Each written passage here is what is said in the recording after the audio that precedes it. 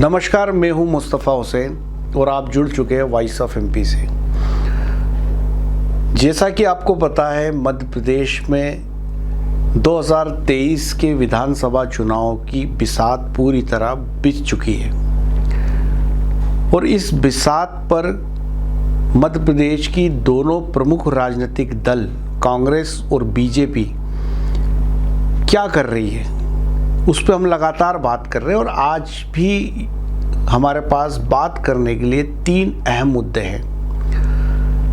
पहला है बागेश्वर धाम का सुहासरा दौरा, दूसरा कमलनाथ का मंदसौर दौरा, पीपलिया मंडी, और अफीम की खेती पर किसानों की यलगार। और ये सभी मुद्दे, ये सभी तीनों बातें जो है विधानसभा चुनावों के मद्देनज़र दिखाई देती है और ये मुद्दे एक दूसरे को टच करते हैं। बागेश्वर धाम की बात करें तो बागेश्वर धाम सुहासरा के खेजड़िया बालाजी में आ रहे हैं। 7 तारीख को वे आएंगे और जो खबरें हमारे पास आ रही है वो ये है कि कैबिनेट मंत्री हरदीप सिंह डंग, राज्य मंत्री हरदीप सिंह डंग हेलीकॉप्टर लेकर बागेश्वर धाम को लेने जाएंगे और उसी हेलीकॉप्टर में बागेश्वर धाम के साथ वे कल वे जाएंगे और 7 तारीख को सुबह वो खेजड़िया बालाजी पहुंचेंगे। ये खेजड़िया बालाजी सुहासरा और सीतामऊ के बीच स्थित है, मंदसौर ज़िले में है, जहां 3 दिवसीय कथा का आयोजन हो रहा है। यहाँ पर महाराज धीरेन्द्र शास्त्री जो है वो 3 दिन तक कथा करेंगे। 7 और 8 तारीख को वे 7 और 8 और 9 तारीख को 7 और 8 तारीख को हनुमान कथा होगी और 9 तारीख को उनका वो स्पेशल कार्यक्रम होगा जिसमें वो लोगों की परेशानियां बताते हैं और उनका हल बताते हैं। तो जैसा कि हमने कहा था कि मध्य प्रदेश में विधानसभा चुनाव की बिसात पर ये साफ दिखाई दे रहा है कि बीजेपी हिंदुत्व के आश्रय आगे बढ़ेगी।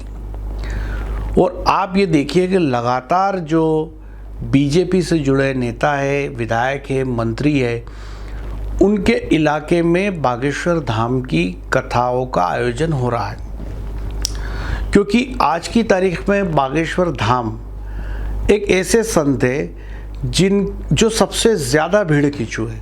अभी हाल ही में आपने देखा कि बागेश्वर धाम जब पटना गए थे, बिहार गए थे, तो सारे रिकॉर्ड टूट गए। लाखों की संख्या में लोग उनसे मिलने के लिए उमड़े। तो राजनीति हर चीज़ का गहराई से आकलन विश्लेषण करती है। तो बीजेपी को साफ तौर पे ये समझ में आ गया कि आज की तारीख में बागेश्वर धाम सर्वाधिक चर्चित संत है और वो बीजेपी की लाइन को फॉलो करते हैं। पंडित धीरेन्द्र शास्त्री महाराज हिंदू राष्ट्र की बात करते हैं, तो जाहिर सी बात है कि वो बीजेपी की उसी हिंदुत्व की लाइन को फॉलो करते हैं।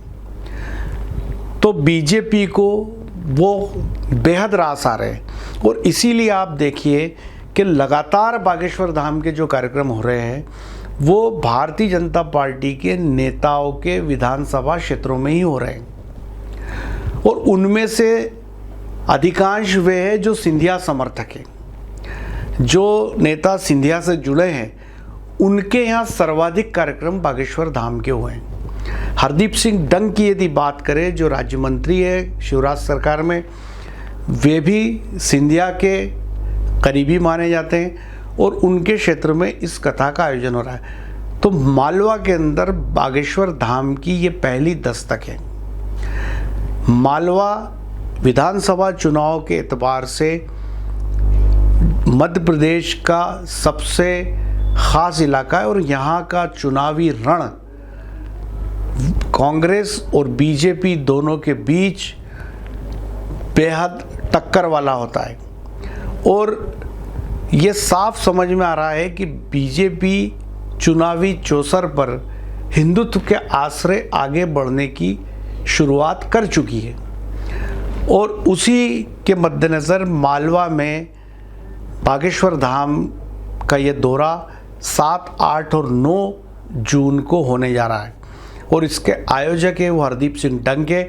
और एक खबर और हमारे पास आ रही है कि इस कार्यक्रम में भजन गायक कन्हैयालाल मित्तल भी रहेंगे। वे भी बीजेपी की लाइन को फॉलो करते हैं और उनका जो भजन पूरे देश में काफ़ी चर्चित हुआ कि हम उनको लाएंगे जो राम को लाए हैं। और उनके भी अधिकांश जो कार्यक्रम होते हैं वो उन्हीं विधायकों और मंत्रियों के क्षेत्र में होते हैं जो भारतीय जनता पार्टी से जुड़े। अभी कुछ समय पहले वे जावद भी आए थे, कैबिनेट मंत्री ओम प्रकाश सकलेचा का विधानसभा क्षेत्र है और वहाँ उनका आयोजन हुआ था भजन गायकी का। तो सुवासरा विधानसभा सीट जो हरदीप सिंह डंग की है, वहाँ पर बागेश्वर धाम पंडित धीरेन्द्र शास्त्री महाराज का ये कार्यक्रम है 7, 8 और 9 जून का। दूसरी खास बात कि पूर्व मुख्यमंत्री कमलनाथ 6 जून को पीपलिया मंडी आ रहे हैं। पीपलिया मंडी में वे सबसे पहले उन किसानों के घर जाएंगे जो किसान आंदोलन में शहीद हुए थे और उनके परिवारजनों से मिलेंगे। उसके बाद वे किसानों की एक आम सभा को संबोधित करेंगे। तो जैसा हम लगातार कह रहे थे कि मध्य प्रदेश के विधानसभा की चुनावी चौसर पर जहां बीजेपी हिंदुत्व के आश्रय आगे बढ़ रही है, वहीं कांग्रेस 2 मुद्दों के साथ चल रही है। पहला, मध्य प्रदेश में भी वो करप्शन के मुद्दे को उठा रही है।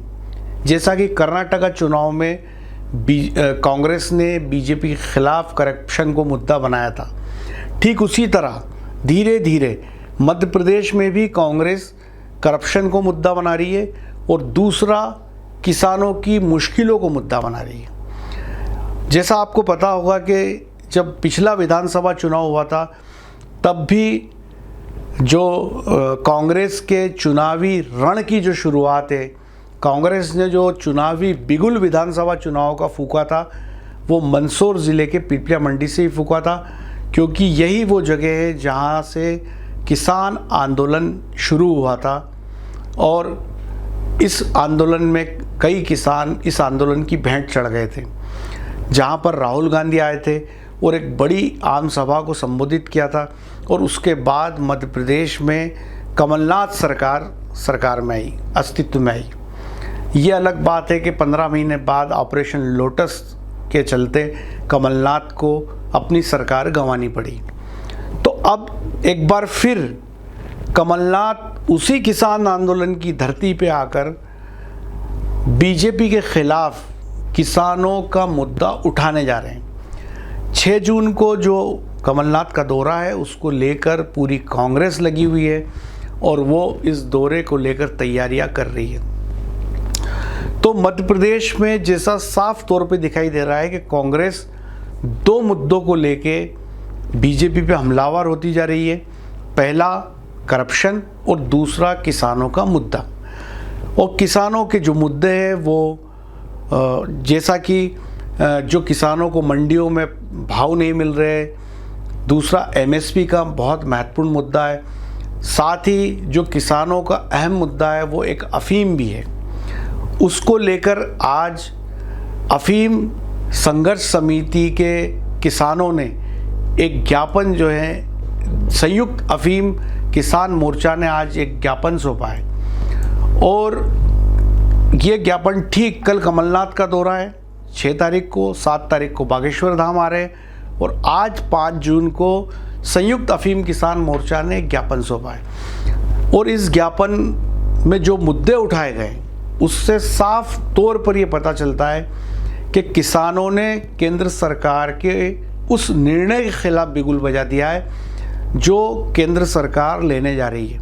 हाल ही में केंद्र सरकार ने एक विज्ञप्ति जारी की थी और ये कहा था कि निजी क्षेत्र में सीपीएस के डोडे से मॉर्फिन की प्रोसेसिंग का एक प्लांट डाला जाना है जो नीमच से 75 किलोमीटर की रेडियस में होगा, यानी नीमच मंदसौर के बीच। और उस प्लांट को लेके ये बात आई थी कि ये सन फार्मा और रोशन फार्मा जो दवा कंपनियां हैं इन दोनों दवा कंपनियों में से कोई एक दवा कंपनी इसमें आएगी। और जो खबरें ऑफ द रिकॉर्ड आई वो ये भी आई थी कि इसमें किसी बड़े भाजपा नेता की भागीदारी भी हो सकती है। तो कुल मिलाकर के जो पिछले साल केंद्र सरकार ने जो बजाज हेल्थ केयर को 500 टन अफीम की और अफीम के डोडो की जो प्रोसेसिंग का जो ठेका दिया था और एक और कंपनी को केंद्र सरकार इसमें लाने जा रही है, उसको लेकर किसानों ने आज साफ तौर पर विरोध का बिगुल बजा दिया है। देखिए 2023 विधानसभा चुनाव, 2024 आम चुनाव, और किसानों ने इस मुद्दे को हवा देनी शुरू कर दी है। आज जो ज्ञापन अफीम किसान मोर्चा ने सौंपा है उसमें साफ तौर पर उन्होंने लिखा है कि अफीम सीपीएस प्रसंस्करण का जो कार्य है वो किसी भी सूरत में निजी हाथों में नहीं सौंपा जाए। दूसरी खास बात है कि उन्होंने ये भी कहा है कि निजी कंपनियों को ये जो ठेका दिया जा रहा है पब्लिक प्राइवेट पार्टनरशिप के तहत जो ठेका दिया जा रहा है ये तत्काल रोका जाए और अफीम प्रसंस्करण का कारखाना सरकारी क्षेत्र में खोला जाए। ये एक बड़ा मुद्दा है और ये इस पे भी बीजेपी की यदि बात करें तो इसमें भी कहीं ना कहीं मत विभाजन है। जैसा कि आपको पता होगा कि जो कैबिनेट मंत्री ओम प्रकाश सकलेचा हैं वो काफ़ी पहले ये मांग उठा चुके हैं कि नीमच में नई अफीम फैक्ट्री लगाई जाए जहाँ पे अफीम की प्रोसेसिंग का काम हो। वहीं दूसरी तरफ सांसद सुधीर गुप्ता है जो इस समय सांसद है और वे सीपीएस के डोडे की प्रोसेसिंग का जो प्लांट है उसको लाने की बात कह रहे। तो जहाँ पर कैबिनेट मंत्री ओम प्रकाश सकलेचा सरकारी क्षेत्र में अफीम फैक्ट्री की बात की उन्होंने, वहीं सांसद निजी क्षेत्र में सीपीएस के डोडे की प्रोसेसिंग की बात कह रहे हैं। तो अब आप देखिए कि अब संयुक्त किसान मोर्चा ने इसको लेकर आवाज़ उठानी शुरू कर दी और उन्होंने साफ तौर पे कह दिया है कि किसी भी सूरत में किसान निजी क्षेत्र में ठेके पे प्राइवेट में सीपीएस के डोडे की प्रसंस्करण के काम को दिए जाने को बर्दाश्त नहीं करेंगे। इस समय जबकि विधानसभा चुनाव मध्य प्रदेश और राजस्थान में इस साल और आते साल आम चुनाव है तो किसानों का ये विरोध काफ़ी मायने रखता है। दूसरी खास बात है कि जो किसानों की पुरानी मांगे आज जो ज्ञापन संगठनों ने दिया उसमें उन पुरानी मांगों को भी दोहराया गया, जिसमें टर्की के पोस्ते के आयात की बात है। उसमें इन्होंने कहा है कि ये तत्काल बंद किया जाए क्योंकि टर्की से जो पोस्ता आता है उसके कारण भारतीय मंडियों में जो भारतीय अफीम किसान है उसकी अफीम के दाम, उसके पोस्ते दाने के दाम गिर जाते हैं। एक और ख़ास बात है, उन्होंने आज की इस ज्ञापन में कहा है कि जो डोडा चूरा है उसको लेके सरकार की स्पष्ट नीति नहीं है और आज के ज्ञापन में किसानों ने मांग की है कि 2000 रुपये प्रति किलो का भाव डोडे चूरे का किसानों को दिया जाए।